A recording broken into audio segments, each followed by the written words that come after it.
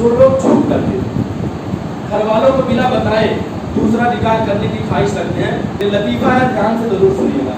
हाफिज Jalaluddin OLA ने बयान किया, जानते होंगे सब शायद हाफिज जलालुद्दीन कासमी को।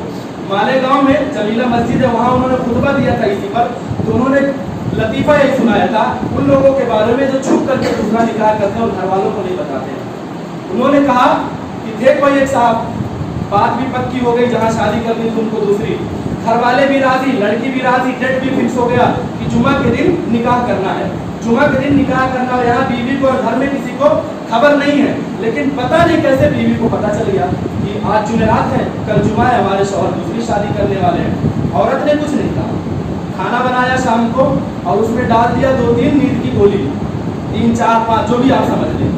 अब खाना तो खाए, इनको तो पता ही नहीं। अब खाना खाए पूरा रात और पूरा जुमा का दिन सोते ही रह गए, यानी जिस दिन उनका निकाह था सोते ही रह गए, रात भी, जुमा भी और जुमा की रात भी। अब शनिचर को इनकी आँख खुली, उठे, नहाया धोया, नाश्ता वास्ता किया, शेरवानी चढ़ाई। बीवी ने पूछा कहाँ जा रहे हो? बीवी ने कहा कहाँ जा रहे हो? कहा जुमा है भाई, जुमा पढ़ने जा रहा हूँ। कहा जुमा नहीं है, शनिचर है, अभी नींद की गोली मिलाई कि दोबारा ऐसी हरकत की तो हश्र के दिन उठोगे, आज शनिचर को उठे हो ना, अगली बार हश्र के दिन। इस बात का ख्याल रखना कि घर वालों को बिना बताए ना करें, मशवरा ले, समझाएं और इस बात को ख्याल में रखें कि आपके साथ भी ऐसा ना हो। बीवी ने यही कहा था कि जुमा से आज शनिचर को उठो, अगले दिन हश्र के दिन उठोगे।